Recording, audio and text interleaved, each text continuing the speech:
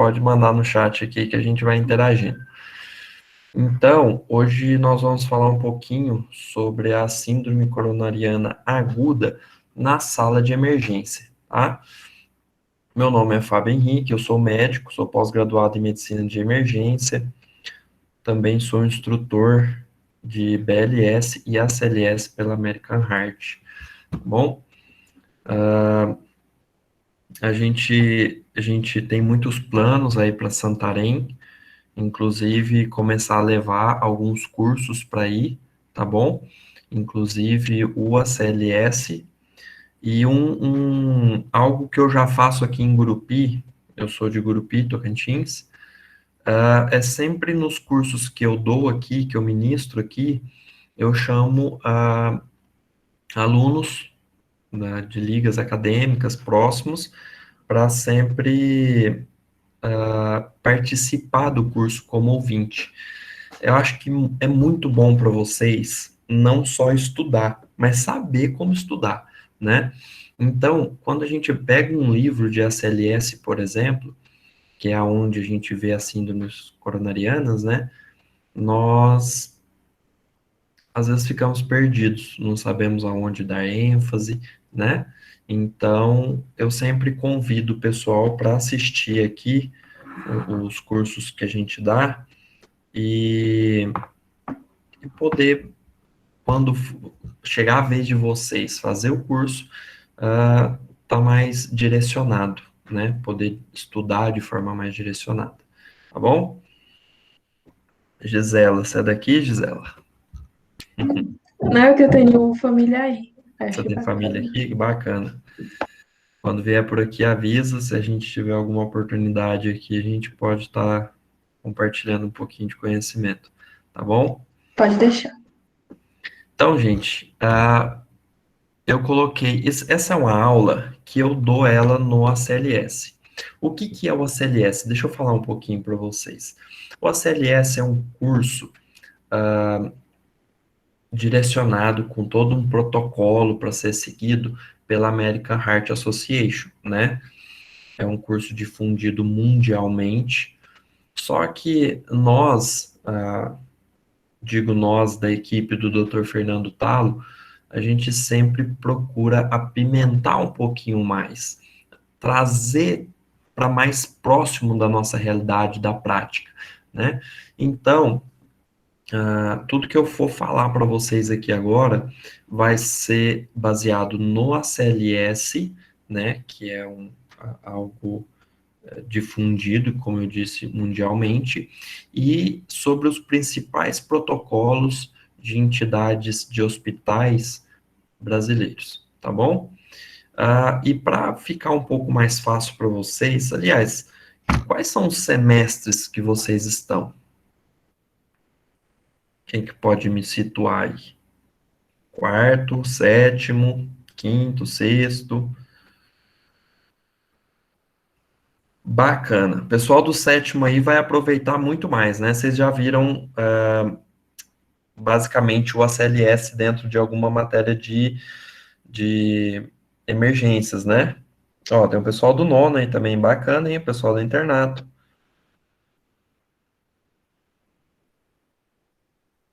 Bacana, ó. Olha aí, que show. Então vocês vão me ajudar em cardio aqui, hein? O que eu tiver falando errado, vocês me ajudam. O que vocês quiserem completar, vocês me ajudem também. Beleza? Beleza, Matheus, Roberta? Vamos lá.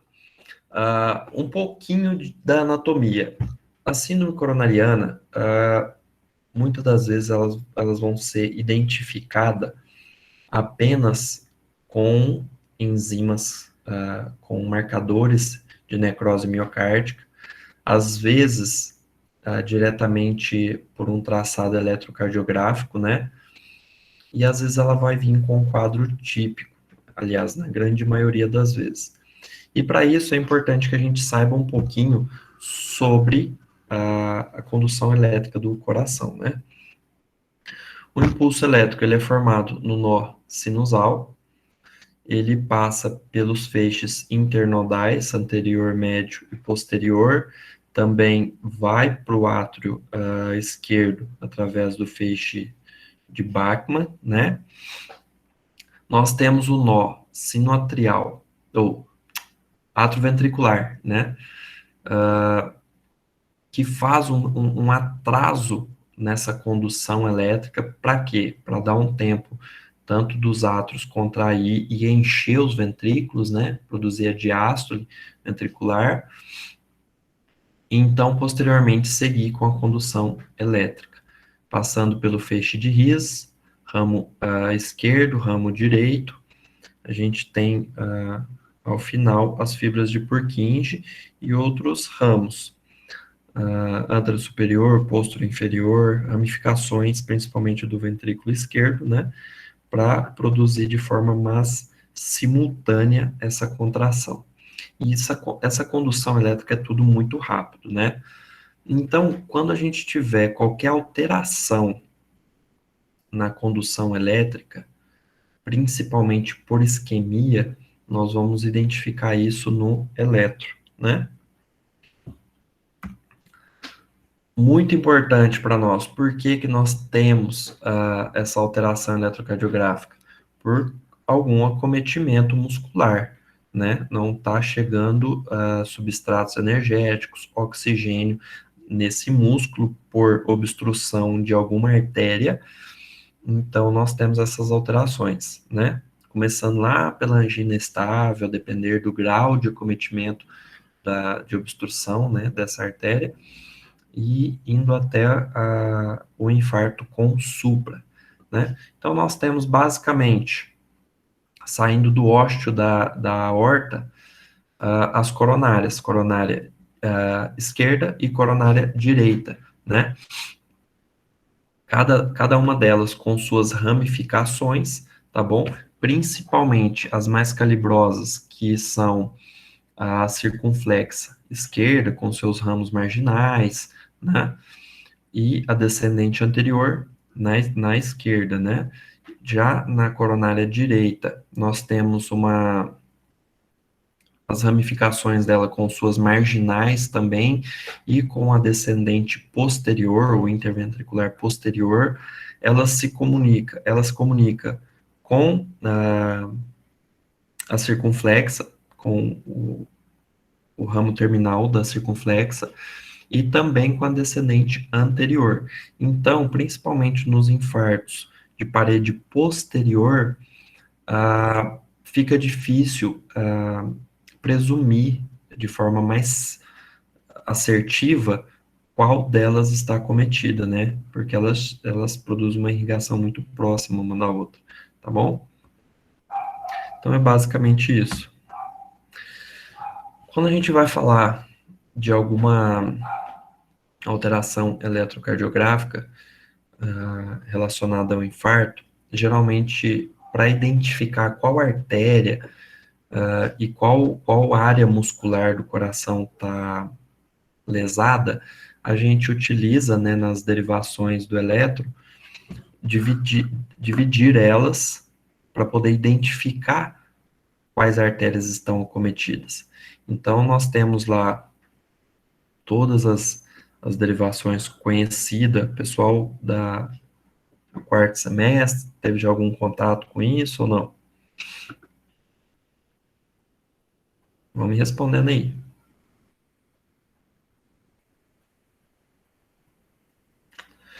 Então, nós temos tanto as precordiais, quanto as demais, né? A VL, a VR, a VR, a VF, a VL, a VF e a VR. Falei tudo a mesma coisa, né? D1, D2, D3 e as precordiais V1, V2, V3 até V6. A partir do momento que a gente faz uma divisão delas, às vezes não existe um consenso entre especialistas, e vai também um pouco do bom senso para identificar qual a área muscular, né, a área cardíaca está afetada através dessa identificação pelas derivações. tá bom? Então, aqui eu trouxe uma tabelinha lá de um dos livros do Cardio Papers, que se vocês olharem a descrição, né, por parede deles, não bate com essa outra, com esse outro gráfico que a gente tem aqui, né, com essa imagem. Então, isso vai um pouco do bom senso de vocês, tá? Então, por exemplo, a gente tem lá super conhecido o acometimento de coronária direita, ou de VD, né, que é muito falado.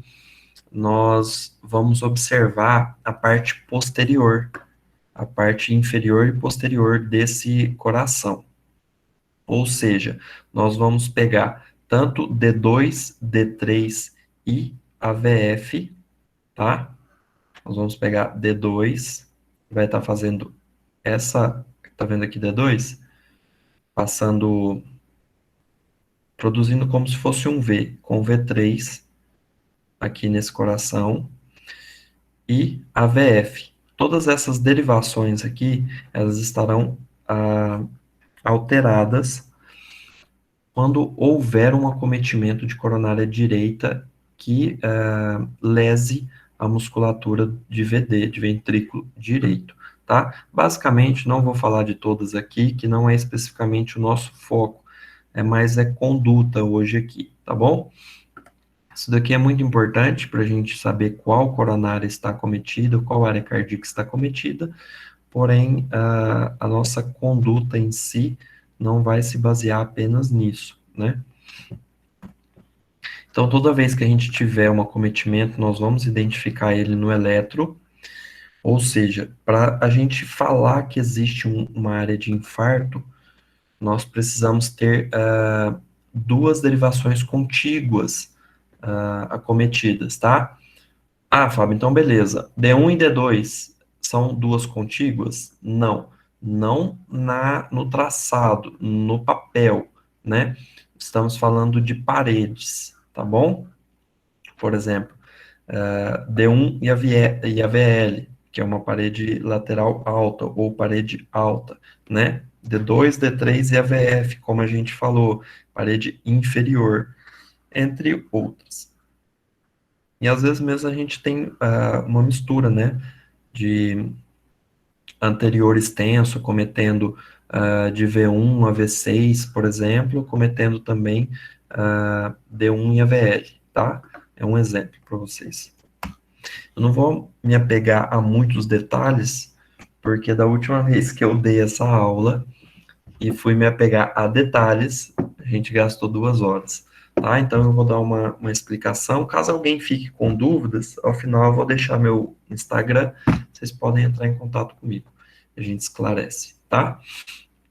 Então, ó, como eu trouxe aqui para vocês, tempo é músculo. Galera, se alguém quiser questionar algo, fica à vontade, tá? De preferência que abra o áudio aí e questione aí a gente vai gerando discussão. Então, a primeira coisa que nós temos é uma isquemia, tá? A partir do momento que tem lá nas irrigação, nós temos as principais artérias, e a partir dessas artérias, que fica numa parte epicárdica, né, posso dizer assim, nós temos perforantes, que entram na musculatura cardíaca, tá bom? Então, a depender da profundidade do acometimento, nós vamos identificar a, a área lesada, né? Então, se nós temos uma artéria muito distal, acometida de forma distal, nós vamos ter acometimento a priori das famosas lesão de corrente subendocárdica, né? Acho que vocês, pessoal que está na cardio já viu falar sobre isso.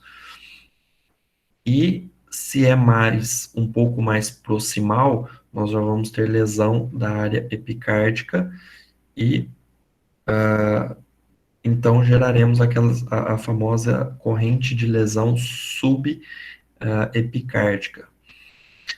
A lesão, na verdade, é quando já produz-se uma injúria, né? Então, inicialmente, nós teremos uma isquemia. e depois a gente passa para a lesão. Na isquemia, nós vamos ter alterações dinâmicas, principalmente na repolarização, né? E quem vai mostrar isso para nós é a onda T no eletrocardiograma. Principalmente, de início, nós temos sempre uma onda T apiculada, tá? De grande amplitude, tá bom? Então, se a gente pegar um infarto bem no início, a princípio dele, será uma onda apiculada. Porém, nós podemos ter, como eu disse, um acometimento muito periférico e ter não ter essa transformação, essas alterações dinâmicas posteriores na onda T, né? Por quê? Nós temos alteração da musculatura subendocárdica, então a gente gera um vetor, porque essa área fica toda negativa, né? Nós não temos um retorno daquele potencial de ação, nós não voltamos essa membrana para o repouso dessas células acometidas, tá? Por causa de uma saída muito grande de potássio com essas lesões celulares. Nós geramos um vetor que sai de uma área negativada e vai para a área positiva. Então, esse eletrodo que está lendo ele aqui, identifica o impulso chegando nele, né? Então gera essa onda T apiculada. Ou então, se é uma lesão, uma isquemia subepicárdica, nós temos um vetor saindo, fugindo dessa área negativa e indo para a área positiva, né? É o que a gente gera uma onda T negativa e simétrica, tá bom? Ela sempre vai ser simétrica, tá? A partir disso daí, a gente já começa, se continua essa isquemia, nós vamos produzir uma injúria nessa musculatura, né, uma lesão mesmo. Então, é quando a gente produz uma musculatura inviável e vamos produzir, então, principalmente se é um infarto transmural, o supra de ST conhecido, tá bom? Não só na lesão subepicárdica, mas também se é transmural. Na subendocárdica apenas, nós teremos uma irrigação compensatória na região epicárdica e lesão na endocárdica, tá? Na região endocárdica, né? Então, a gente, a princípio, vai ter um infra desse segmento ST. Essa musculatura, ela, como eu disse, ela não produz impulso elétrico, mas ela apenas conduz. Por isso que existe toda essa alteração, tanto desde em todo esse intervalo, né, entre o QRS e a onda T, tá bom? Então vamos lá para a prática, né, propriamente dita. Quando a gente se depara com um paciente com uma dor típica, nós vamos falar disso um pouquinho para frente, a gente tende a fazer uma anamnese, né? Definir algumas manifestações clínicas dele, laboratoriais, tá? E classificar essa síndrome coronariana. E para nós aqui hoje, como nós estamos falando de sala de emergência, nos interessa a angina instável, a síndrome coronariana sem supra do segmento ST, e com supra do segmento ST, tá bom? A fisiopatologia básica é o seguinte: nós já temos um paciente com a predisposição, muitas das vezes genética, né?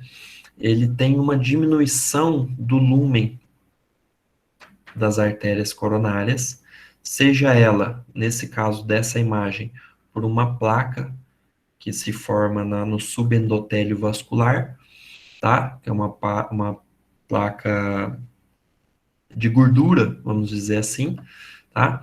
E essa placa tende a crescer. E nós temos, a princípio, num vaso são ou praticamente sem alterações da luz, um fluxo sanguíneo laminar.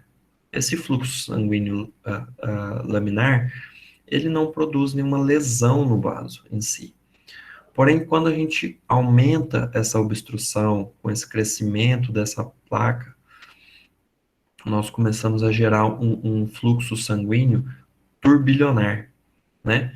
E esse fluxo sanguíneo turbilionar, ele pode vir a lesar essa placa, tá? E causar ruptura dela. Então, nós temos mecanismos compensatórios que estão identificando uma lesão vascular e que encaminham plaquetas, fibrinas, para coibir essa lesão, esse sangramento, né? Como se a gente estivesse cortando a nossa pele. Mesmo mecanismo, nesse caso, né? A gente pode também ter formações de trombos, tromboperiféricos, né? Uma trombose venosa profunda, por exemplo. Uma FA pode estar gerando trombos também, né? Então, vir a obstruir essas artérias, principalmente as distais.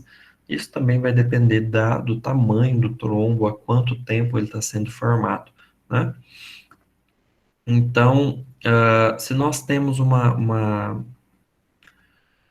obstrução total desse fluxo sanguíneo, na luz desse vaso, dessa artéria, nós vamos produzir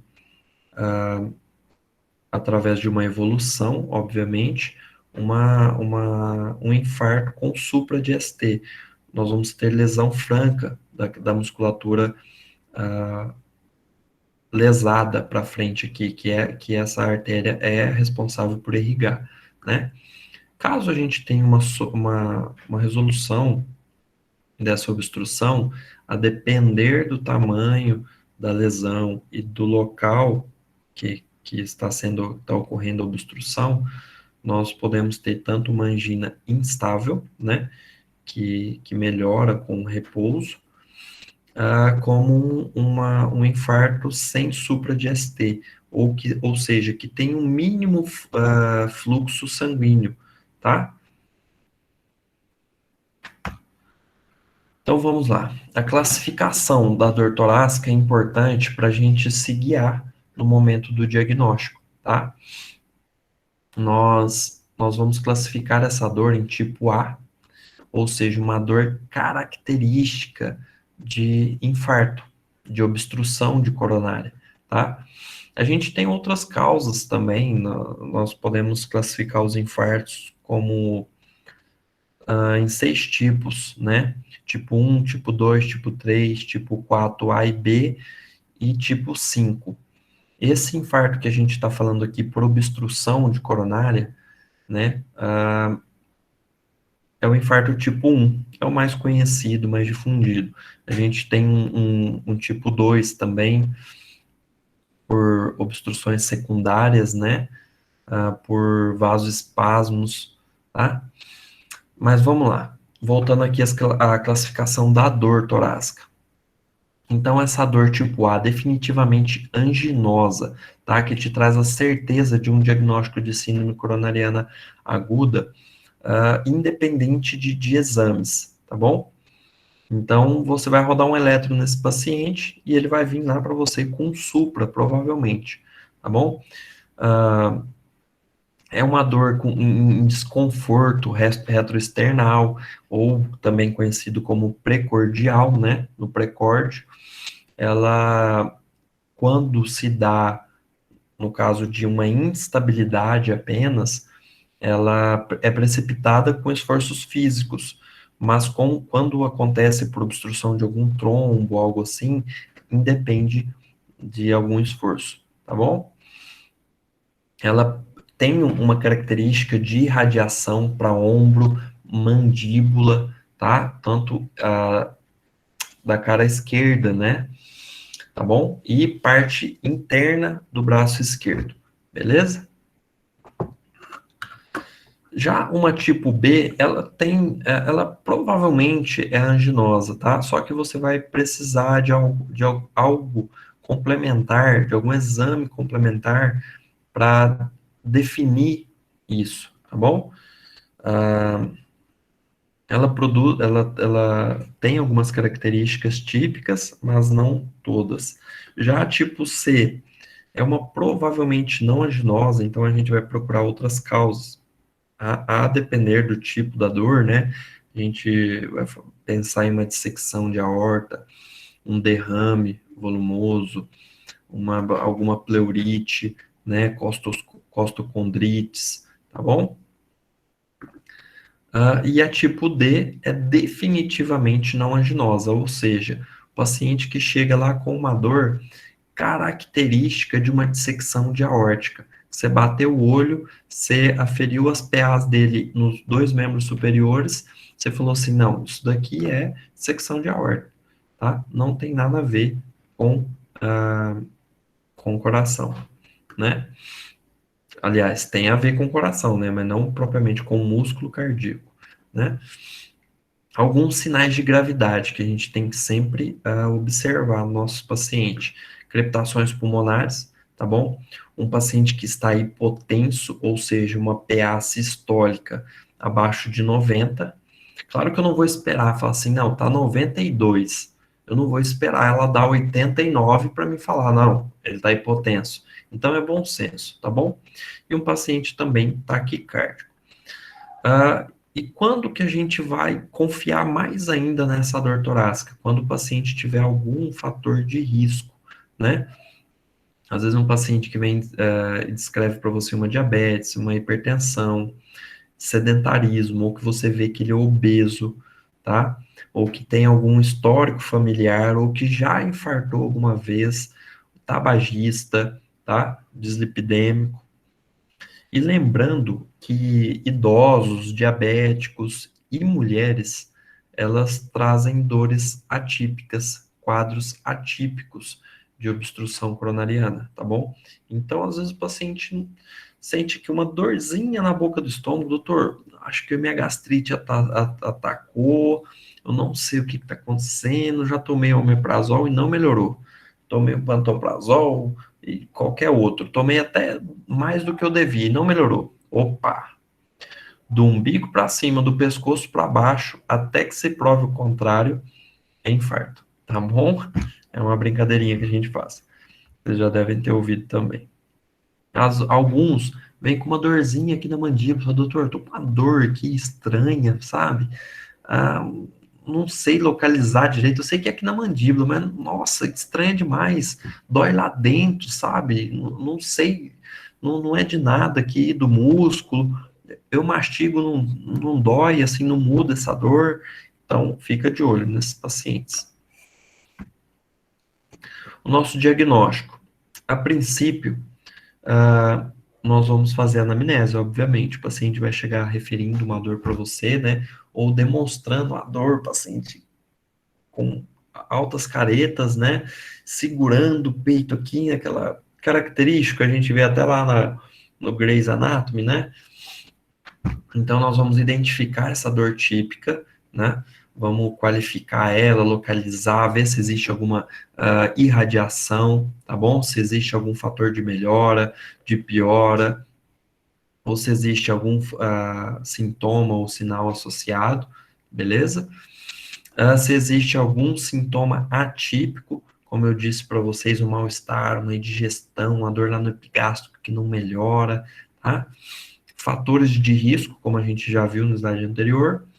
Então, a gente tem 10 minutos após fazer essa anamnese para fazer um ECG desse paciente. Nós temos 10 minutos. Da hora que esse paciente entrou, até a gente conversar com ele, saber um pouco mais do que está acontecendo, suspeitar do infarto e pedir um ECG. Dentro desses 10 minutos, esse ECG deve estar laudado, de preferência, tá bom? Então, se nós temos um infarto com supra de ST, nós temos, como eu disse lá para vocês, nós temos que ter uma elevação do segmento ST em duas ou mais derivações consecutivas, né? Quando eu digo consecutivas, da mesma parede, tá bom? Lá nas derivações V2 e V3, essa alteração tem que ser um pouco maior do que 1 milímetro, mas nas demais a gente aceita a partir de 1 milímetro, tá bom? A gente tem que fazer também um diagnóstico diferencial com um bloqueio de ramo esquerdo.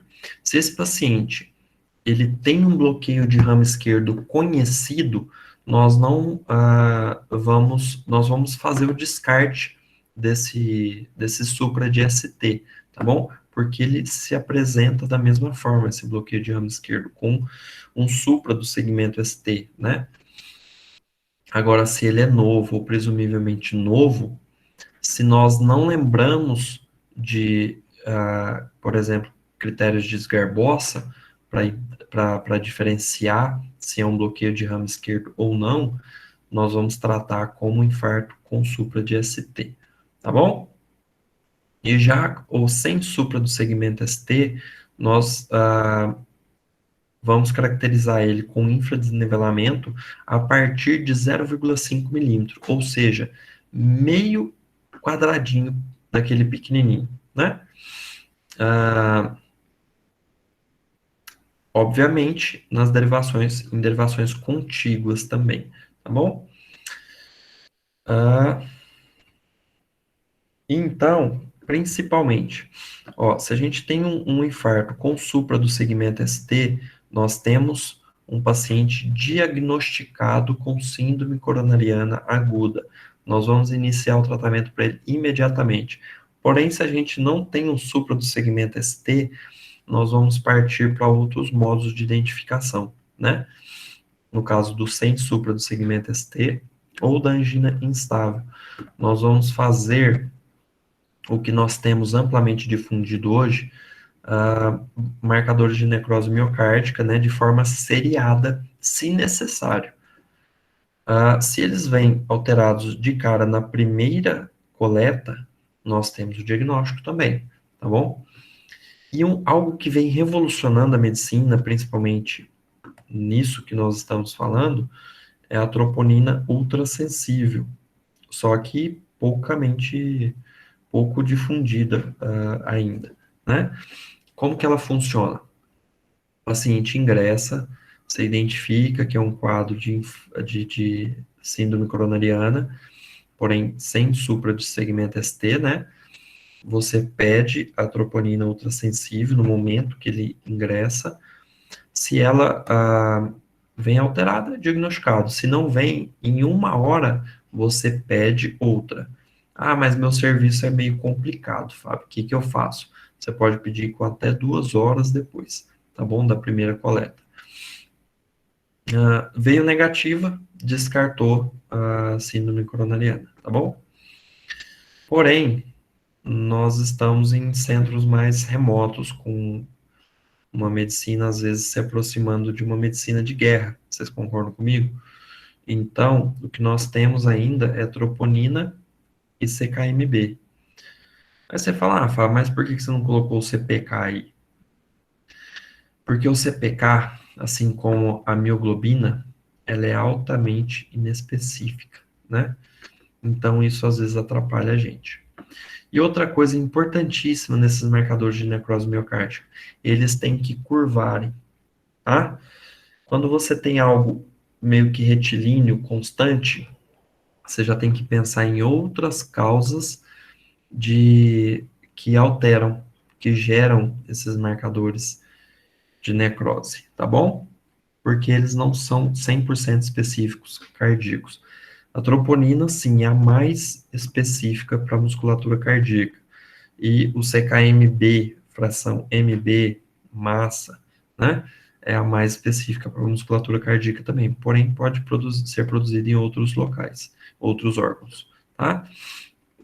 Nós temos uma troponina, que aí ela inicia lá seu pico de ação, inicia não, né? Tem seu pico de ação em aproximadamente, em média, 12 horas, tá? Já a CKMB, nós vamos ter ela, assim, a média do pico de ação dela lá para suas 18 horas de evolução. Então, daí a gente também nós temos um retorno desses marcadores para os seus níveis basais normais no sangue, da troponina de 7 a 10 dias e da CKMB em 48, no máximo 72 horas. Então, a gente pode concluir o quê?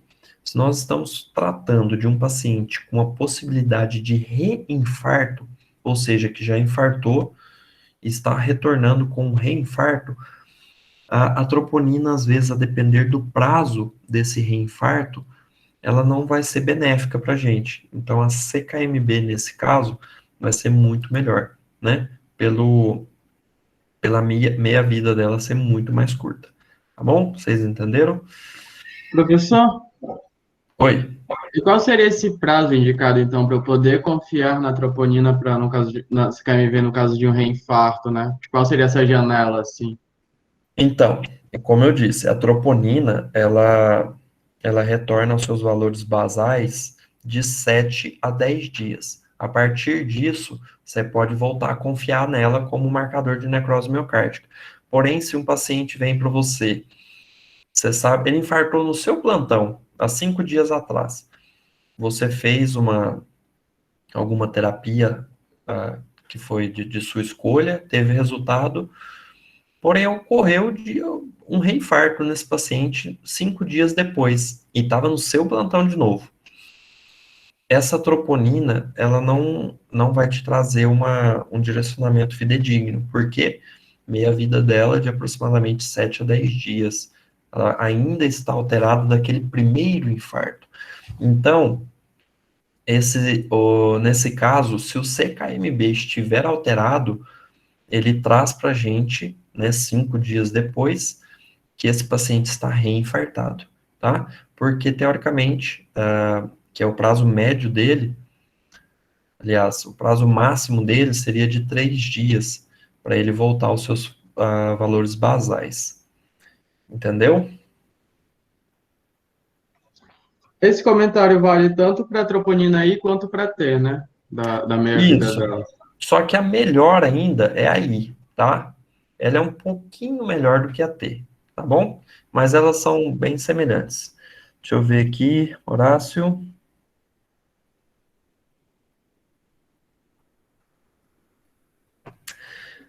Então, Horácio, você vai ter que fazer diagnóstico diferencial primeiro com bloqueio de ramo, né? Ramo esquerdo. E lembrar, se esse paciente seu, ele teve critérios de reperfusão lá, né? Então, aí sim você pode confiar nela, tá bom? Entendidos? E uma outra forma da gente seriar, quando seu paciente não tem um supra de ST, a gente usa a expressão seriar, né?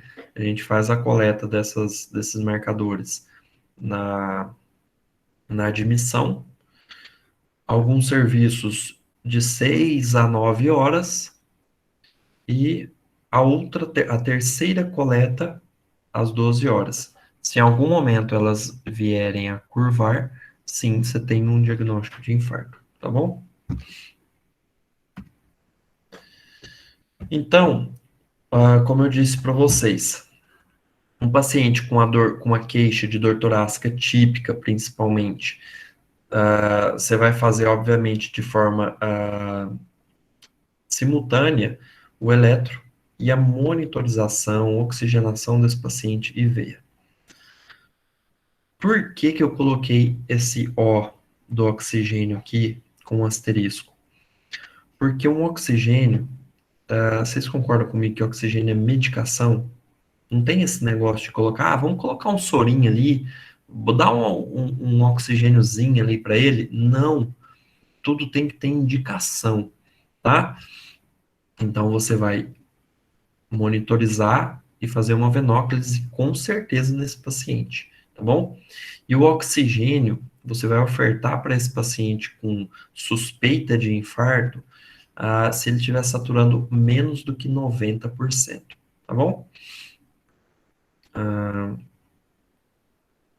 Você vai fazer uma história clínica com um exame físico direcionado, obviamente, vai colher sinais vitais, classificar essa dor como a gente aprendeu lá, identificar fatores de risco, se esse paciente tem algum tipo de alergia, tá? Algum sinal de gravidade, de congestão, de má perfusão, de arritmias, tá bom? Por que é importante esse negócio de alergias? Nós vamos ver mais um pouquinho ali para frente, que vai depender das condutas também. A depender se o paciente for alérgico a alguma medicação que a gente vai precisar, a gente vai ter que buscar alternativas, né? Esse negócio de tirar a dor do paciente, isso tem que tomar muito cuidado, né? Enquanto a gente não identificar no eletrocardiograma se existe um infarto ou infra, o infra, algumas vezes, ele vai mostrar para a gente um espelho de uma área acometida também, né? Nós temos lá, principalmente nas precordiais, que nós temos um traçado de fora a fora da, do acometimento da musculatura cardíaca, né? Então, se nós temos fora dali algum acometimento, às vezes a gente não vai conseguir identificar. Por isso que, por exemplo, lá no infarto de VD, a gente recomenda, ou infarto posterior, né? No caso do VD, a gente recomenda fazer V3 e V4R. Você tira as derivações, os eletrodos, os cabos, né? Ou a perinha da posição V3 e V4 e coloca ela do lado direito, na mesma posição, tá bom? Ou então, no caso de suspeita de infarto posterior, nós pedimos V7, V8 e V9, tá bom? Medicações, se o paciente toma alguma medicação, por exemplo, um beta-bloqueador, tá? Esse paciente vai estar fazendo uma bradicardia, alguma outra medicação que ele já tome de forma contínua. Se é um paciente, por exemplo, que chega falando para você, não, eu tomo AS, mas por que que ele toma AS todo dia? Né? Por que que ele tem que ficar antiagregado? Então já acende uma lanterninha, a luzinha aqui para você, luz vermelha, né? Se necessário, no caso do eletro inconclusivo, você pedir marcadores miocárdicos e outros exames. Já pedir um coagulograma, pedir uma função renal desse paciente, isso já vai nos ajudar muito a reduzir o tempo lá na frente, caso a gente precise entrar com alguma droga, como fibrinolítico, tá bom? E um raio-x de tórax também ajuda muito a gente a se guiar. Às vezes é um paciente que está com uma insuficiência cardíaca, né? Ou então com algum outro cometimento pleural, então ajuda a gente a fazer diagnósticos diferenciais também, tá bom? E como eu coloquei aqui marcadores de necrose miocárdica, coloquei com asterisco até, só se o eletrocardiograma vier inconclusivo, que é necessário pedir esses marcadores. A gente conhece muito como enzimas, né? Na verdade, não são enzimas, viu? É um vício da gente, né? Chamar de enzimas, porém são proteínas. Uma forma de você identificar, principalmente, aquele paciente que não vem com supra de ST, fazer uma estratificação de risco dele. Gosto muito disso daqui, que é o Heart Score. Ele é muito facinho. Esse Heart Score é um acrônimo, né, para as iniciais do que você vai buscar, tá bom? Então, você vai observar a história desse paciente, né? Se é uma dor típica, há quanto tempo que tá, de acordo com a anamnese que você fez lá. Então, você vai pontuando ele aqui. Se ele é altamente suspeito, 2 pontos, tá? O eletrocardiograma dele, se ele tem desvio do segmento ST, então, mais 2 pontos para ele. Quantos anos que esse paciente tem? Né? Um paciente acima de 65 anos, mais 2 pontos para ele. Fatores de risco, se ele tem mais ou igual a 3 fatores de risco, 2 pontos para ele. E a troponina dele, se ela está no limite normal, se ela está 1 a 3 vezes acima do limite, ou então mais que 3 vezes acima do limite, né? Eu falei para vocês que essa troponina ela tinha que curvar, certo? Porque se ela mantesse valores, mesmo que elevados, acima do limite, porém de forma retilínea, a gente deveria pensar aí, por exemplo, numa sepse, tá bom? Que alteraria também uma insuficiência cardíaca, a depender também.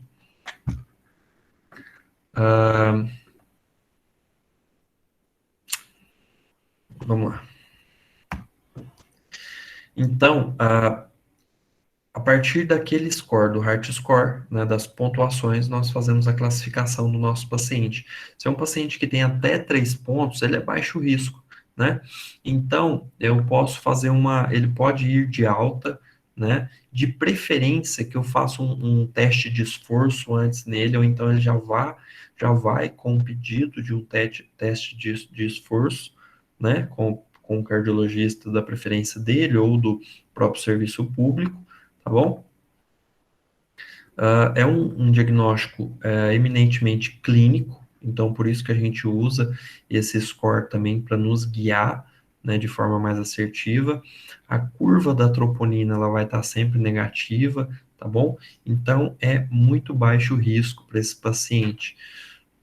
E outra coisa, você tem que levar sempre a sua impressão do caso, tá? Se algo estiver dizendo para você que não tá legal esse negócio, que tá duvidoso, você mantém esse paciente em observação e vai investigando mais. Não é só observar, deixar o paciente lá tomando um sorinho no monitor e daqui 6 horas você vem e olha de novo para ele. Não, investiga mais esse paciente, tá bom? Se ele tem uma pontuação de 4 a 6, então ele já tem um risco intermediário, então ele já aumenta um pouco as chances de qualquer evento cardiovascular adverso, né? Esses pacientes merecem ser internados no hospital, manter eles em observação e fazer principalmente os marcadores, né, de necrose miocárdica seriados, tá? Mas é um paciente com de risco alto, ou alto risco, né? Com pontuação maior ou igual a 7. Então, esses pacientes eles têm no mínimo 50% de chance de sofrer qualquer evento cardíaco adverso.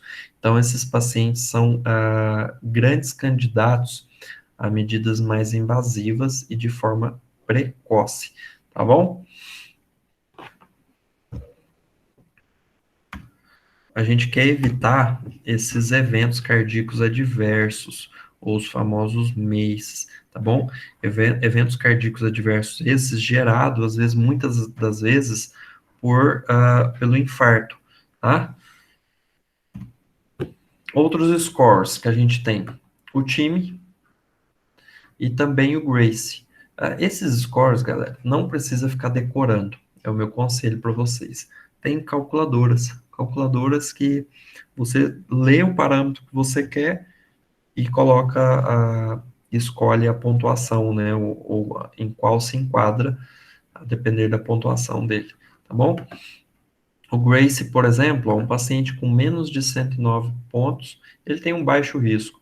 Um risco intermediário seria de 109 a 140, e de alto risco acima de 140 pontos, tá?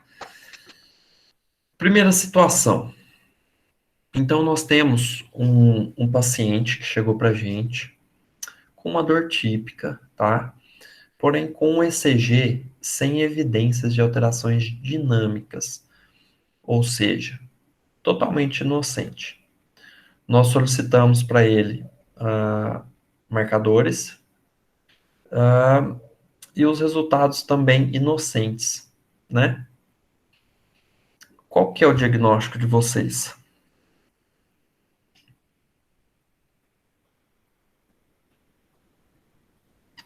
para esse paciente? E aí, galera, me ajuda. Me ajuda, que eu já tô fim de carreira hoje, o dia foi cansativo, já não sei diagnosticar esse paciente mais não. Qual seria a clínica do paciente, professor? Estaria com dor torácica? Isso, ele tem uma história clínica típica, ou seja, ele tá lá no Heart Score, no primeiro parâmetro lá que a gente avalia, a história, com 2 pontos lá, né? Então, ele tem uma dor típica, ele tem um tempo de angina diminuído. Ele teve depois de um longo período de repouso, ele estabilizou a dor, ela diminuiu um pouco. Poderia ser uma doença coronariana crônica, caso? Paciente com uma angina estável, típica? Pode sim. Esse daí é o caso desse paciente, tá? Um paciente com angina instável. Esse paciente aqui, ele é um grande candidato a sair do serviço até com um AS, se ele já não toma por algum motivo, com uma série de exames para fazer, para avaliação tanto de colesterol, né, triglicérides, e com teste de esforço obrigatoriamente, tá bom? Esse paciente aqui é um grande candidato para isso, mas nada mais invasivo, tá? Ele é um paciente para gente de baixo risco, tá? Quem que participou?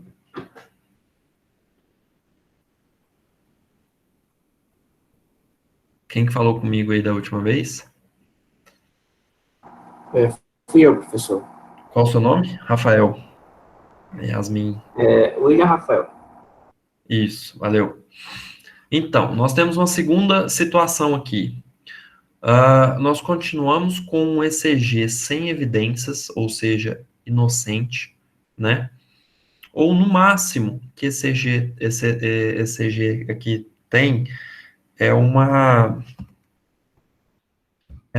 alteração de onda T, tá? Então nós solicitamos para esse paciente marcadores e ele tem valores elevados. Ele tem a troponina, o CKMB dele alterado. A gente já poderia pensar, esse paciente não tem um ECG com supra, e tem marcadores positivos.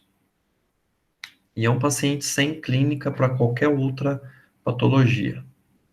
Não tem clínica para sepsis, não tem clínica para uma pancreatite grave, nada. Então, vocês concordam comigo que a gente já poderia pensar num paciente com infarto sem supra do segmento ST?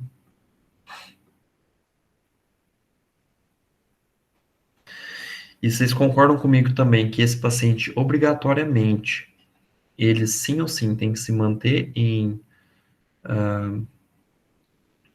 observação até sair um CAT para ele. Esse paciente precisa de um CAT, urgente, né? Tem que ser observado, você já pode iniciar para ele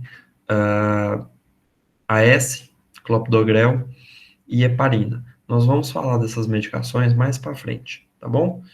Então, no mínimo, o que você deve fazer por esse paciente é dar um AS, fazer uma dupla antiagregação plaquetária para ele, com AS, clopidogrel, heparinizar esse paciente, fazer uma anticoagulação dele, tá? Se você puder dar estatinas para ele, tiver no seu serviço à sua disposição, dê estatinas para ele, tá bom? E esse paciente aqui é candidato ao CAT, a uma intervenção coronariana percutânea. Fábio, você acabou de falar para mim aí de urgência.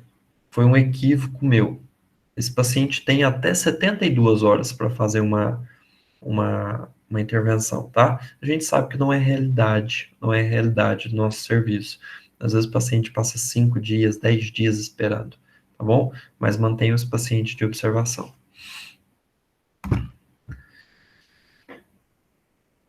Então, isso daqui é só uma ilustração também de um paciente a depender do tempo que ele tem de dor, né? A troponina ultrassensível. A troponina ultrassensível, galera, a diferença dela, para vocês terem uma noção, em relação a normal, né, vamos dizer assim, que a gente tem, a medida dela é em nanogramas, enquanto a outra é em microgramas, tá bom? Então, a gente vai avaliar, né, os critérios, o score desse paciente, se ele é baixo, médio ou alto risco. A depender de ser alto risco, nós vamos tomar as condutas, né? Obviamente, se nós tivermos que estratificar o risco dele, é um paciente que não tem supra do segmento ST, tá bom? Então, esse paciente nosso, ele tem até 72 horas. Todos os pacientes que estão nos serviços mais carentes, nós classificamos eles basicamente em supra, sem supra, né?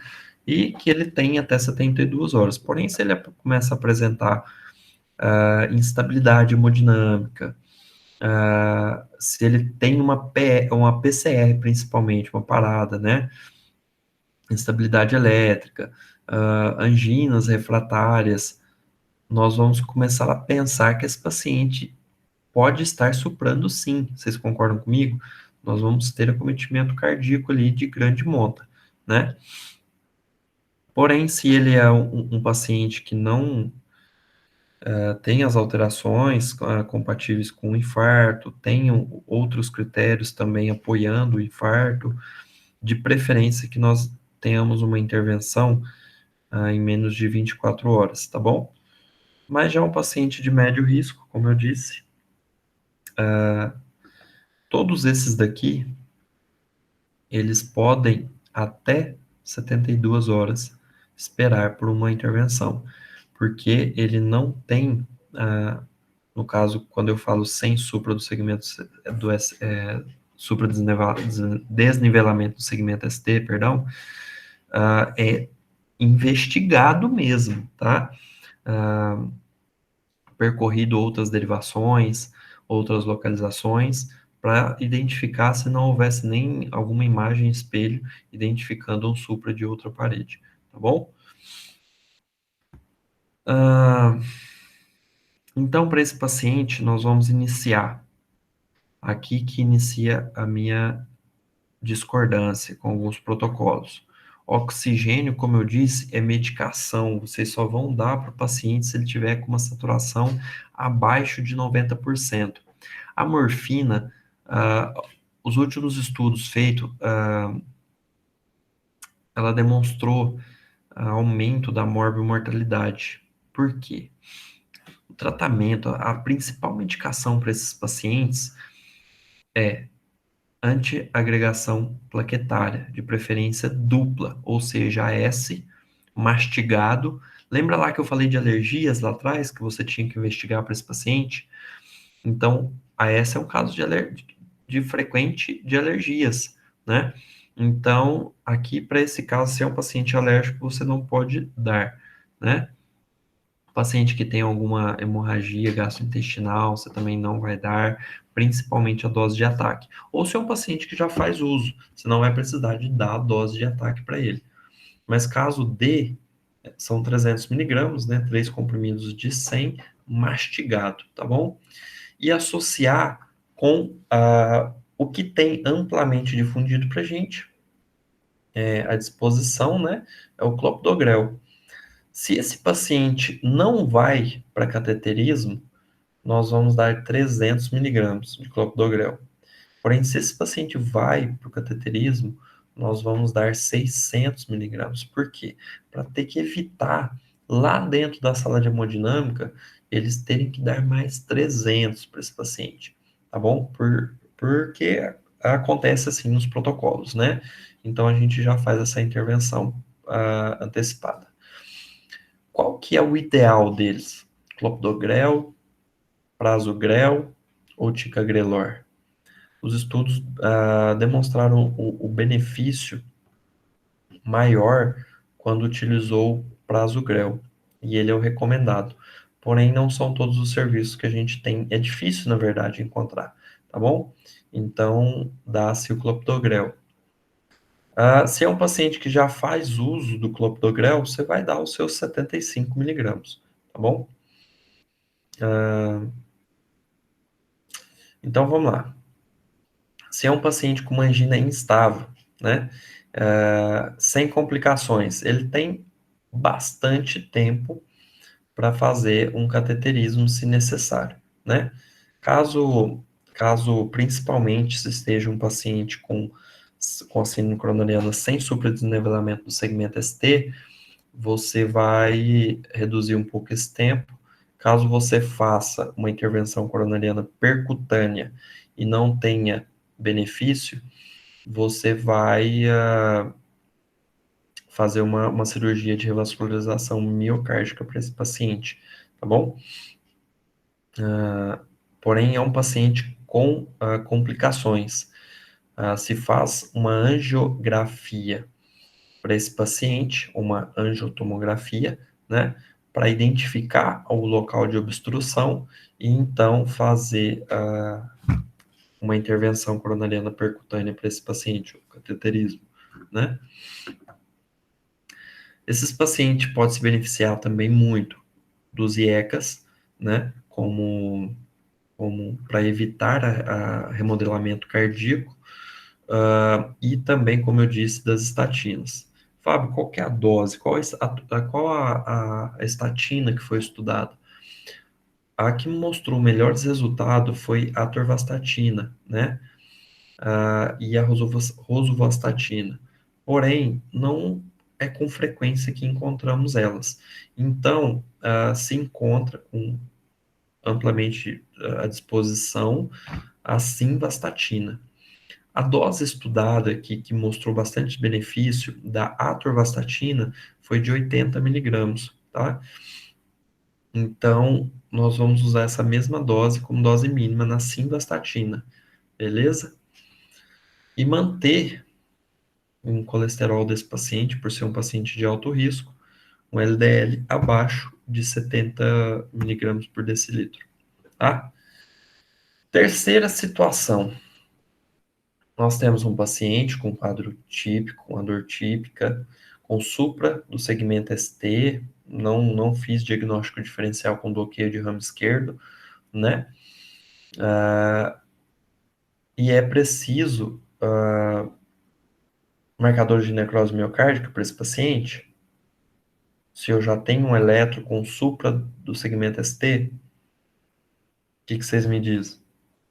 Eu preciso esperar marcador de necrose miocárdica? E aí? Eu acho que não, professor. Com certeza não, tá? Então, ele está mostrando para você já que tem uma obstrução naquela artéria que está causando lesão, então que você deve correr com esse paciente, tá bom? Então, nós temos aqui um infarto com supra do segmento ST, tá? Qual que é a conduta para esse paciente? Ó, aqui estão alguns critérios de Sgarbossa para você fazer o diagnóstico diferencial, tá? Para esse paciente, no caso do bloqueio de ramo esquerdo, né? Então, vamos lá. Esse paciente nosso aqui, ó, é o do caso anterior nosso, com supra do segmento ST. D1, AVL, V4, V5 e V6. Ou também conhecido como infarto de parede. Lateral alto? Exatamente. Show de bola. Vocês estão afiados, hein? Então, nesse paciente, nós vamos manter ele, obviamente, monitorizado, né? Após ter estabelecido um diagnóstico, estratificar rapidamente o risco dele, apesar que ele, simplesmente por ter um supra do segmento ST, ele já se dá como muito alto risco, né? Então, nós vamos iniciar o tratamento desse paciente. Antiagregação plaquetária, dupla de preferência, né? 300 miligramas de AS, mas se nós tivermos à disposição o CAT, esse paciente vai para o CAT. E quando que é essa janela, Fábio, para ele ir para o CAT? É de até 120 minutos, se nós temos CAT no nosso serviço, ou se nós conseguimos chegar em outro serviço com tempo inferior a 120 minutos, e no início da colocação do catéter nesse paciente seja ainda menos do que 120 minutos. Que já esteja iniciando a intervenção coronariana dentro dos 120 minutos. Aí sim a gente pode, nós não vamos usar fibrinolítico nesse caso, né? Entenderam? Então, o tempo ideal são 90 minutos, mas é aceitável até 120 minutos, tá bom? Então, 300 miligramas de AS e 600 miligramas de clopidogrel para esse paciente. Porém, eu não vou chegar, Fábio, não vou chegar no serviço e fazer um cateterismo nesse paciente a tempo, dentro da janela. O que eu preciso fazer? Eu preciso fazer em 30 minutos fibrinolítico, tá? Então, nesse caso, nós vamos fazer 300 miligramas apenas de clopidogrel, beleza? A partir daí, nós vamos iniciar a anticoagulação plena para esse paciente. Eu tenho duas opções: heparina não fracionada, né? Que é uma heparina que a gente precisa estar acompanhando, TTPA, RNI, TP, de 6 em 6 horas, né? E a enoxaparina, a de baixo peso molecular, tá? Então, vamos lá na não fracionada. Como que nós podemos utilizar ela? Como que nós podemos fazer essa anticoagulação plena? Nós podemos fazer de 60 a 80 unidades por quilo em bolos EV e manter em bomba de infusão de 12 a 18 unidades por quilo, tá? Por hora, tá bom? Isso no máximo 1.000 unidades por hora. E de ataque, no máximo, 5.000 unidades, tá? E a enoxaparina, Fábio, como que eu posso utilizar ela? Nós vimos que a não fracionada é EV. E o Clexane lá, por exemplo, né, que a gente conhece, a gente está acostumado a utilizar ele subcutâneo, né? E é a via para se utilizar. Mas nesse paciente aqui, como nós precisamos anticoagular ele com urgência, nós vamos fazer uma 30 miligramas para esse paciente EV em bolos, tá? De enoxaparina. E seguir, se é um paciente que não tem contraindicações, já vou falar dela, com 1 miligrama a cada 12 horas, tá bom? Por quilo, né? 1 miligrama por quilo a cada 12 horas. Se é um paciente renal crônico, com clearance de creatinina abaixo de 30, nós vamos fazer para ele meia dose, ou seja, 1 miligramas por quilo a cada 24 horas, tá? Agora, se é um senhorzinho, Fábio, acima de 75 anos, nós vamos fazer aqui apenas 0,75 miligramas, tá? De 12 em 12. Isso também vale para esse senhorzinho de 75 anos, acima de 75 anos, né? Os antiagregantes, que você vai fazer a 75 miligramas de AS e 75 miligramas. Aliás, você não vai fazer uma dose de ataque de AS, né? Você vai dar um comprimido apenas e vai fazer de 75 miligramas apenas de clopidogrel, tá bom? Mesmo que ele não recebia antes, mas ele tem acima de 75 anos, tá? Beleza, nós fizemos a anticoagulação plena desse paciente. A heparina não fracionada, a gente mantém ela ali por aproximadamente 48 horas, tá? Porque nós queremos um CAT em 12 horas ainda para esse paciente. Vou falar disso agorinha, tá? E a enoxaparina a gente pode manter ela aí até por 8 dias, tá bom? Fábio, esse paciente não é candidato a CAT, a intervenção coronariana percutânea primária, né?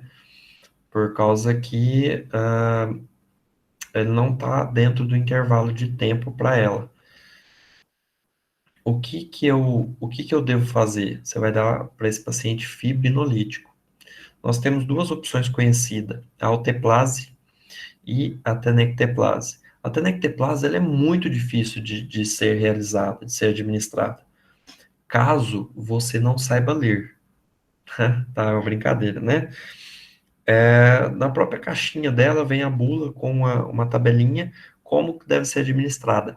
É basicamente 0,5 miligramas por quilo que você administra para esse paciente.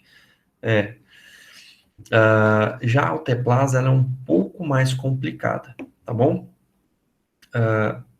Você vai, a alteplase, ela é mais barata, ela é mais acessível, né? Eu acredito que aí no hospital que vocês tenham, deve ter a tenecteplase, né? Cadê os internos aí para confirmar para gente? Vocês usam a alteplase aí, tenecteplase, qual que é mais conhecida? Então, a alteplase, ela vem em 50 miligramas num frasquinho. Você dilui para 50 ml, tá? Para ficar mais fácil, né, até a administração dela, 2 frasquinhos dela, 50 e 50. Você pega o primeiro frasquinho e aspira 15 miligramas, ou seja, 15 ml, já diluída, e você faz em bolos. Como que é esse bolos? 2 minutos, tá?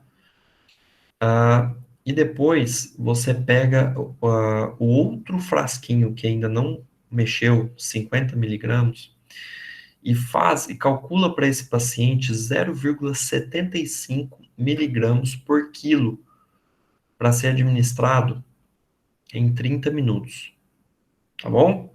0,75 miligramas por quilo para ser administrado em 30 minutos, com no máximo, com uma dose máxima de 50 miligramas. Aí lembra aquele primeiro frasquinho que você tirou 15, sobrou 35? Você vai pegar, depois desses 30 minutos, você vai fazer para esse seu paciente, durante 60 minutos, 0,5 miligramas por quilo, sendo dose máxima de 35 miligramas. A depender do tamanho desse paciente, o tratamento não vai passar de 100 miligramas, tá bom?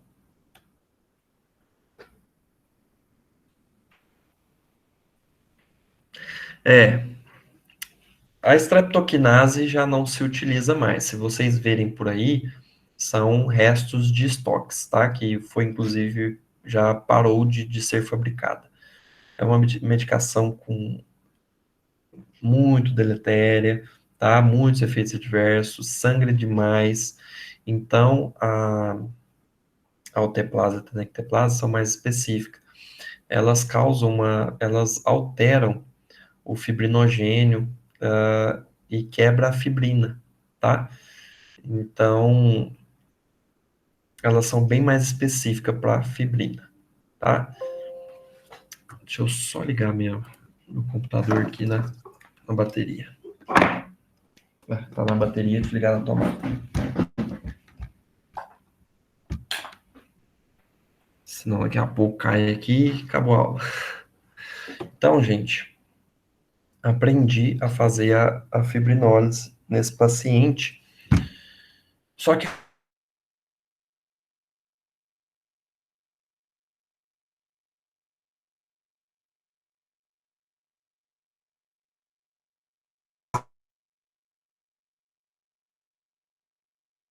Travou?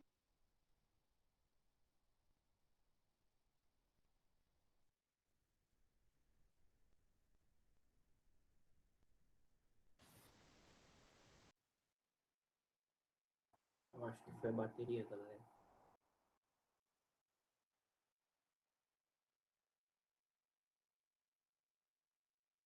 Ah, tá.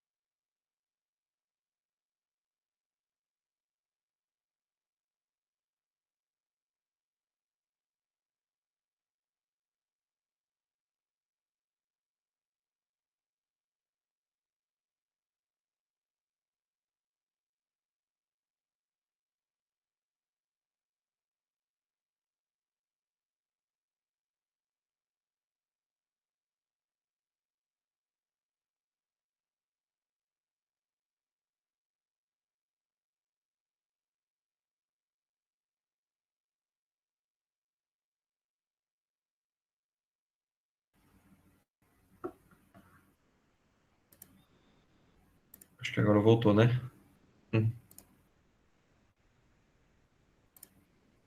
Voltou, professor. Tá projetando aí, né? Tá sim. Então, beleza, vamos continuar. Existe um checklist para você fazer, porque existe um grande risco de sangramento, e principalmente dentro da calota craniana, né? Algo que a gente não quer de forma alguma. Então, esse paciente não pode ter nunca, na história da vida dele, ter sofrido nenhum AVC hemorrágico ou sangramento intracraniano, tá? Nos últimos 3 meses, ele também não pode ter sofrido AVC isquêmico. Ele não pode ter também sofrido acidentes com TCE grave, no mínimo no último mês, tá bom? Cirurgias no último mês, cirurgias de grande porte no último mês. Esse paciente não pode ter um câncer, principalmente de sistema nervoso central, tá? Alterações vasculares de sistema nervoso central. Paciente gestante, ela tem uma contraindicação relativa, tá? Esses pacientes, eles têm que estar obrigatoriamente com uma PA menor do que 185 por 110, tá bom? Caso vocês não vão fazer o fibrinolítico, vocês podem aceitar uma PA maior que esse valor. No máximo, até 220 por 120. Mais que isso, vocês têm que dar uma medicação para diminuir a PA desse paciente, tá bom? Um paciente que toma, por exemplo, varfarina, não é contraindicação, desde que esse paciente esteja com RNI abaixo de 1,7. Difícil, né, galera? A pessoa que toma Marevan, às vezes chega lá com RNI de 10 pra gente, né? Com um TTPA menor do que 40, tá bom? Como eu já disse para vocês também, o RNI menor que 1,7, tá? Deixa eu ver se eu lembro mais alguma. Alguém lembra de alguma? Geralmente a gente tem o checklist em mãos, né? Então a gente acaba ficando sem vergonha. Beleza. Esse meu paciente, depois que eu fiz esse fibrinolítico nele, ele se livrou do, do cateterismo de forma alguma. Principalmente se ele não teve critérios de reperfusão. Quais são os principais critérios de reperfusão? Diminuição em pelo menos 50% do maior supra, né? Das derivações supradas, a maior delas, você pega e faz uma avaliação depois de 90 a 120 minutos, você faz uma avaliação e vê se esse supra diminuiu mais do que 50%. É um critério de reperfusão. E diminuição da dor, tá? Diminuição da dor é outro critério de reperfusão. Taquiarritmias de reperfusão, tá? Ritmos idioventricular acelerado, outra critério de reperfusão, tá bom? São os principais. Beleza, meu paciente teve critério de reperfusão, ele vai se livrar do cateterismo? Não, não, tá? Ele vai fazer o cateterismo o quanto antes, assim que possível. Ele tem aí até 24 horas, idealmente, para fazer esse cateterismo, tá? Mas meu paciente não teve critério de reperfusão. Você faz uma ICP de resgate nesse paciente, tá bom? Ou, se ela não resolver, uma cirurgia de revascularização miocárdica, aquelas cirurgias abertas, né? Fábio, eu não tenho fibrinolítico aqui. E outra coisa, é um pouco aventureiro fazer fibrinolítico e não ter uma TC, uma tomografia, um tomógrafo, né, para realizar a tomografia próximo. Porque esse paciente, a qualquer momento, ele pode iniciar com sintomas focais, cefaleia, tá? E você precisar de fazer uma tomografia para ver se está sangrando, você para imediatamente o fibrinolítico e leva esse paciente para tomo. Não sangrou? Maravilha. Mas esse paciente sangrou. Pessoal da neuro. Pessoal da neuro que vai resolver, que vai assumir a bronca nesse momento, tá? Existe sim os riscos de sangramento. Então tem que ser ponderado, tem que ser muito avaliado esse paciente, tá bom? Quanto tempo que eu tenho para fazer o fibrinolítico? Não tenho acesso a ECP, ao cateterismo, né? E já passou da janela de 30 minutos que você falou anteriormente. Você tem até 12 horas para fazer o fibrinolítico. Só que aí você tem que ponderar, né? Porque quanto mais aumenta o tempo, a gente sabe que o risco-benefício vai diminuindo, né? Então tem que ponderar tudo isso. As estatinas, como eu falei para vocês, podem ser usadas nas mesmas doses que eu já falei.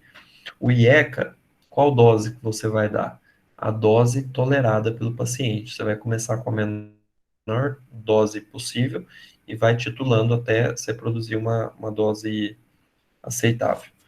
Gente, eu não sei por que esse bloqueador de canal de cálcio não era para estar aqui, tá bom? Beta-bloqueador também, né? Vai diminuir para a gente o modelamento cardíaco. E por último, coloquei aqui para vocês oxigênio, porque como eu disse para vocês, ele não é uma prioridade, porque a gente sempre a gente aprende aquele mnemônico, né? Monabich. Ele começa de trás para frente, aquele mnemônico. O ideal não é da forma que ele começa. Primeiro priorizar a morfina, depois o oxigênio, não. Eu falei aqui para vocês da forma prioritária, tá bom? Como tem que ser feito de forma prioritária. A dor do paciente pode ser algo que pode ser um pouco postergado para a gente melhorar, porque ela continua dando parâmetros para nós, né? Se você vai fazer uma fibrinólise em 30 minutos, infusão, que é a dor, né? A avaliação dele, tá? E outra coisa, quem diz para mim qual o mecanismo da... Porque a gente dá o nitrato para melhorar a dor também, né? Inclusive, muitas das vezes é utilizado até como diagnóstico diferencial de dor torácica. Um paciente que tem dor torácica, a gente administra nitrato, desde que seja possível isso, né? Desde que o paciente não esteja bradicárdico ou taquicárdico, ou então que ele não esteja hipotenso, ou então que ele não tenha utilizado o famoso azulzinho, né? O famoso Viagra, inibidores da fosfodiesterase, né? Então,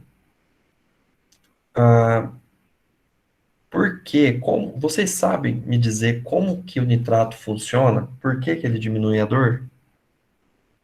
Quem sabe me dizer? Vocês estão me ouvindo, né, agora?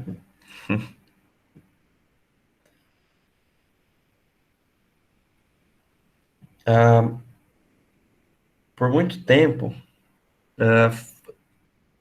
ou algumas pessoas também costumam ensinar o seguinte, que os nitratos causam vasodilatação coronariana. Não. Quando nós temos um músculo que está em isquemia ou já em lesão, nós temos uma franca vasodilatação nesse músculo, né? As artérias que trazem o sangue oxigenado para ele estarão muito dilatadas. Então, não é esse o mecanismo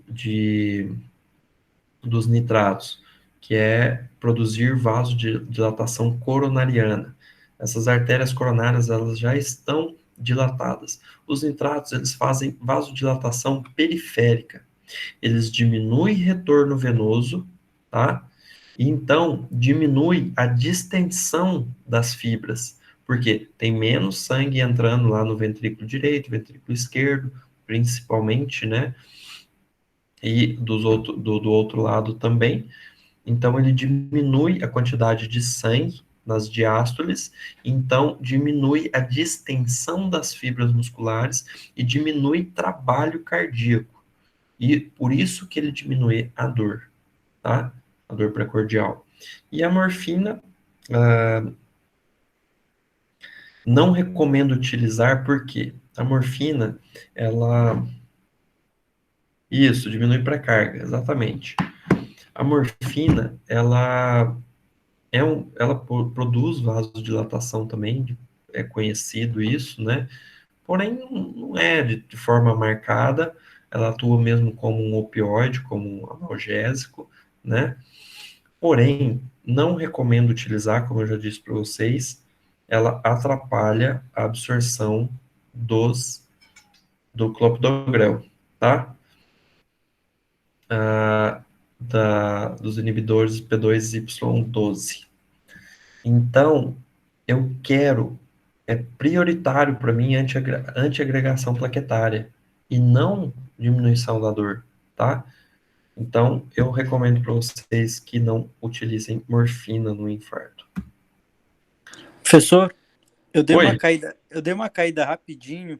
Eu queria perguntar para o senhor, porque eu ouvi a uma hora que o senhor estava falando que o Monabich, que é a que a gente decora, né? Eu pessoalmente tinha decorado esse mnemônico, ele está na ordem que não é uma ordem prioritária. O senhor falou que o principal realmente é antiagregação, etc e tal. A minha pergunta é, depois de quanto tempo que a gente aplica o analgésico? A gente já pode aplicar os antiagregantes e logo depois os analgésicos ou espera cerca de umas meia hora, uma hora? Porque eu ouvi que o senhor falou que é critério de reperfusão, né?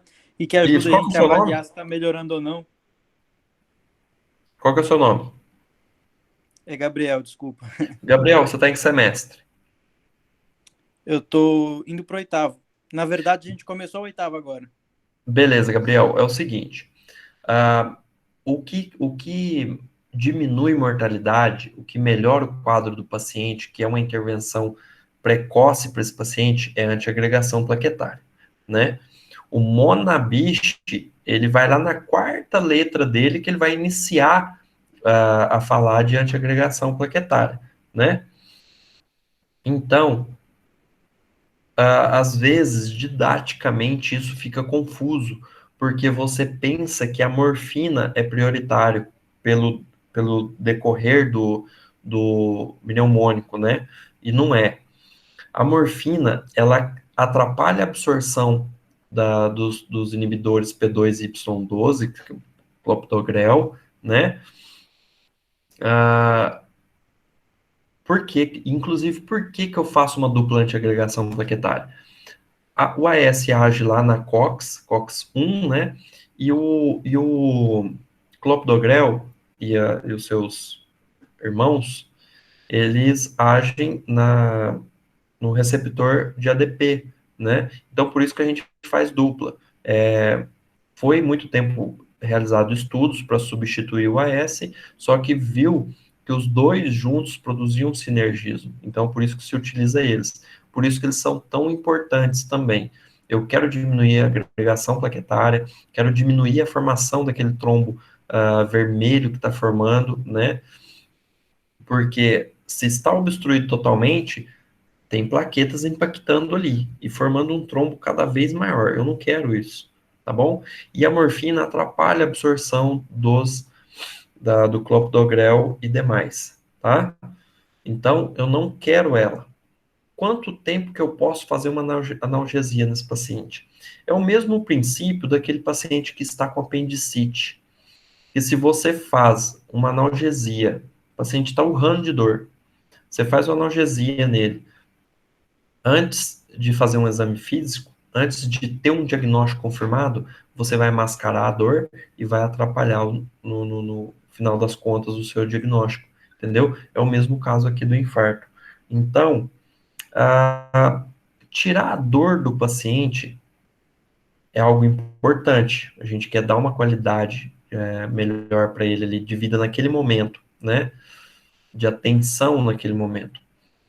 Mas, às vezes, você tem que ponderar se é benéfico tirar a dor dele naquele momento, se ele pode esperar um pouco mais. Eu preferiria dar um nitrato em vez da morfina, tá?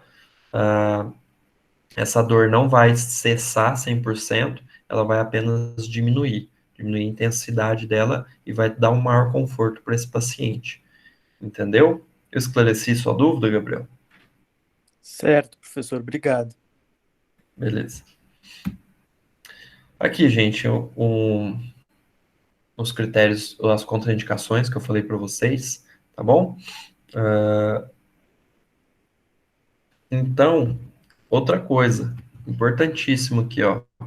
Um paciente que chega com a dor torácica, sempre faça um diagnóstico diferencial com dissecção aguda de aorta. Claro que a dissecção aguda de aorta é uma dor de forma diferente.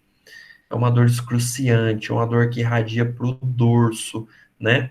O paciente chega urrando mesmo. No infarto, não. É uma dor mais opressiva, tá? Então, você vê, às vezes, o paciente até hipoativo, só naquela face de dor e um pouco gemente, tá?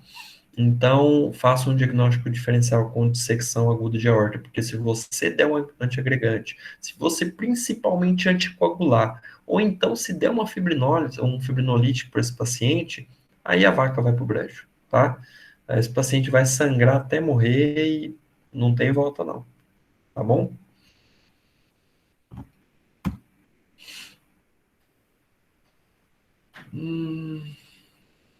Esse diagnóstico, esse score, é para risco de sangramento no paciente, para estratificar o risco de sangramento nesses pacientes que são submetidos a terapias fibrinolíticas, tá bom? Mas a gente não vai entrar em detalhe nele aqui, não. A intervenção coronariana é basicamente isso daqui, ó. A gente tem uma obstrução parcial aqui, né? Um paciente sem supra, entra com um balão, produz uma dilatação dessa placa de gordura aqui desse paciente, dessa artéria, e posteriormente você entra com um balão novamente e arma um stent. Qual stent preferir? Tem o metálico e tem o farmacológico, assim, conhecidos, né? O farmacológico é melhor, produz menos reinfartos, tá bom? Aqui, como eu disse, ó, no subendotélio que é formada essa placa, tá? Então, galera, vocês têm alguma dúvida? Algo que eu, às vezes, até mesmo esqueci de falar, ou falei algo errado, pode me corrigir aí, a gente já discute sobre aqui, tá bom? Hoje seria apenas isso na nossa aula. Nem sei quanto tempo que foi de aula.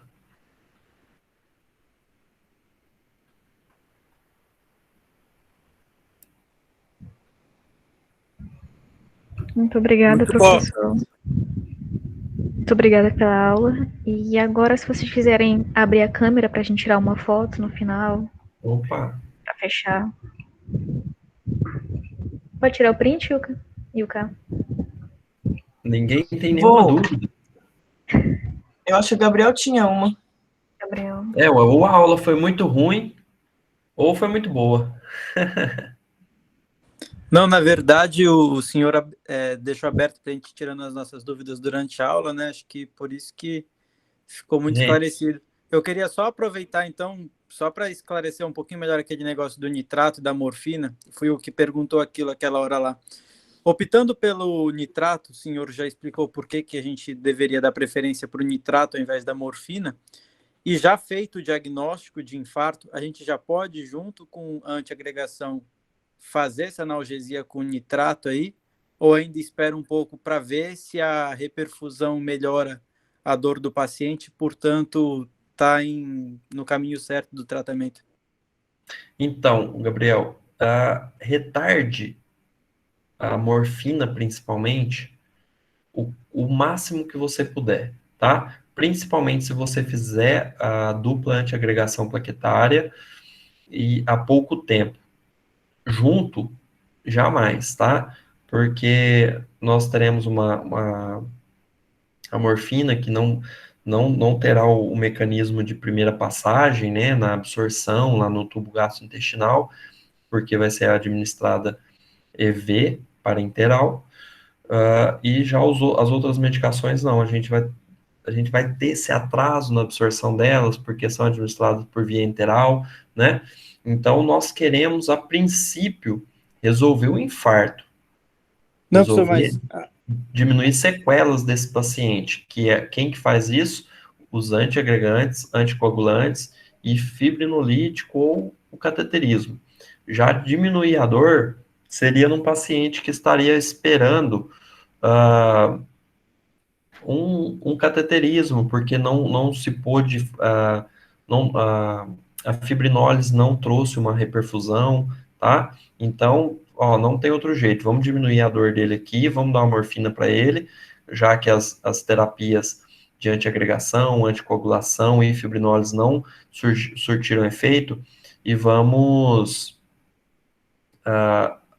cessar essa dor dele e esperar o cateterismo, entendeu? perfeito, entendi. Beleza.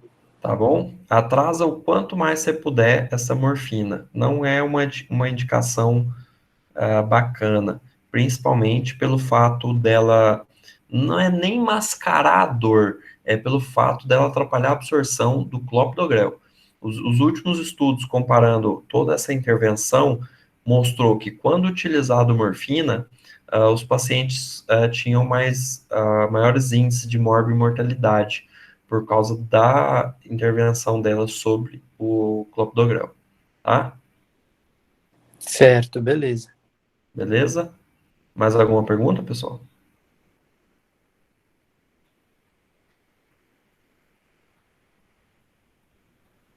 O nitrato pode, desde que ele esteja bem indicado. Pessoal, uma coisa muito importante, vocês têm que ter sempre indicações, tem que ter sempre boas indicações, tá? E sempre individualizar os pacientes de vocês. Por exemplo, o nitrato. O paciente está hipotenso, ou bradicárdico, ou taquicárdico, ou utilizou alguma daquelas pílulas, né? No prazo de 24 a 48 horas, nós não vamos fazer uso deles. Porque, principalmente quando se tem a utilização concomitante com esses inibidores da fosfodiesterase, nós vamos fazer um sinergismo, nós vamos causar uma hipotensão, inclusive refratária, nesse paciente, tá? Então, tome muito cuidado. Às vezes o paciente, em vez de morrer por uma parada por infarto, né, por trombose coronariana, ele vai parar por hipovolemia, entenderam? Mesmo estando euvolêmico. O problema é que houve uma vasoplegia muito grande, tá? Infarto de VD, perfeito. Infarto de VD é contraindicação absoluta, né? O infarto de VD, inclusive, está indicado a administração de fluido, em pequenos bolos de fluido, solução fisiológica, Ringer lactato, justamente porque o VD, ele está com a contração deficiente. Então, a gente aumenta um pouco a dilatação, aumenta a pré-carga dele, tá?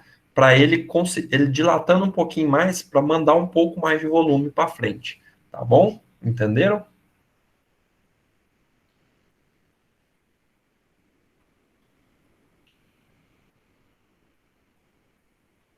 Mais alguma dúvida, algum questionamento?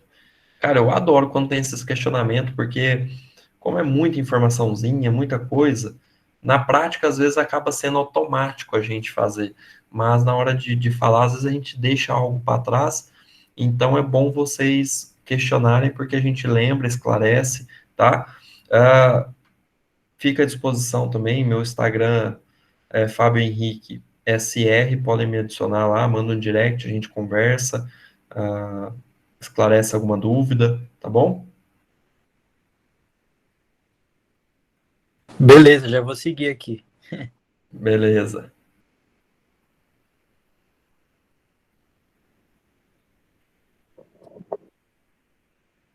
Acho que agora é a hora da foto, então, né? Isso, doutor. Quem quiser ligar a câmera, pode ligar, gente. Só dá o comando aí, K. Tô esperando os lindos aqui. E aí, como é que tá o Covid por aí, gente? Ó, uma coisa que tem acontecido muito também é síndrome pós-Covid, tá?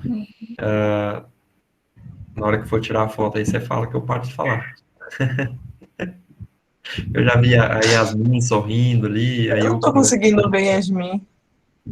Oh, Deus. E amiga, apareceu? Gabi tá aparecendo pra ti? Tá, aqui tá. Ah, então tira o print e tu me manda. Beleza. Então vamos lá, depois eu falo do Covid. Deixa eu ver se foi. Então, a síndrome pós-Covid, Foi, cara. foi, né? A Uhum. síndrome pós-Covid está trazendo bastante pacientes infartados, pacientes com AVC, tá? Então, sempre tem um hábito agora, a partir de agora, né?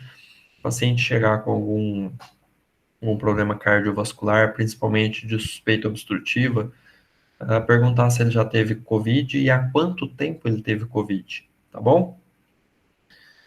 Galera, muito, muito obrigado mesmo, tá? Pela recepção, pelo tempo aí de estar me ouvindo, por interagir com a gente aqui. Parabéns aí para vocês pela iniciativa. Dê uma olhada no Instagram da Liga de vocês, bem movimentado, tá? Parabéns mesmo. Muito obrigada. Eu tô esperando o senhor novamente, outra oportunidade. Obrigada. Muito obrigado. Até mais. Um abraço. Tchau, tchau. Abraço. Boa noite. Tchau, professor. Excelente Boa aula aí. noite. Valeu. Valeu, obrigado.